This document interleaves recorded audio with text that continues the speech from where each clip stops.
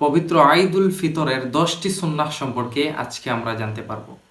1 নম্বর সুন্নাহ হচ্ছে পবিত্র ঈদুল ফিতরের দিনে আগে আগে ঘুম থেকে জাগ্রত হয়ে ফজরের নামাজ জামাতের সহিত আদায় করা।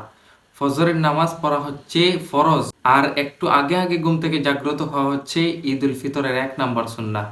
2 নম্বর সুন্নাহ হচ্ছে ভালোভাবে গোসল করে নেয়া। 3 নম্বর সুন্নাহ হচ্ছে ভালো পোশাক পরিধান করা। নতুন জামা শর্ত নয়, পোশাকাদির মধ্যে সবচেয়ে ভালো যে জামাটি আছে ওই জামাটি পরিধান করা। তখন এই দোয়াটি পড়ে নেবেন, আলহামদুলিল্লাহিল্লাযী কাসানি হাযাস সাওবা ওয়া রাযাকানিহি মিন গায়রি হাওলিন মিন্নি ওয়ালা কুওয়া।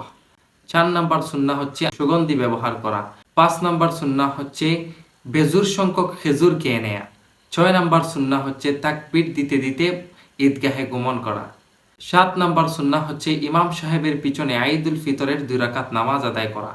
8 নম্বর সুন্নাহ হচ্ছে মনোযোগ সহকারে খুতবা শোনা।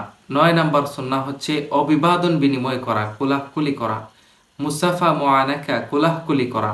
তখন এই দোয়াটি পড়ে নেবেন, তাকাব্বালাল্লাহু মিন্না ওয়া মিনকুম সালিহাল আমাল।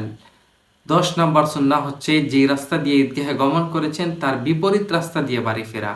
আল্লাহ সুবহানাহু ওয়া তাআলা যেন আমাদেরকে এই 10টি সুন্নাহ আমল করার তৌফিক দান করেন। সবাইকে ঈদ মুবারক, ঈদ সাঈদ, তাকাব্বালাল্লাহু মিন্না ওয়া মিনকুম সালিহাল আমাল।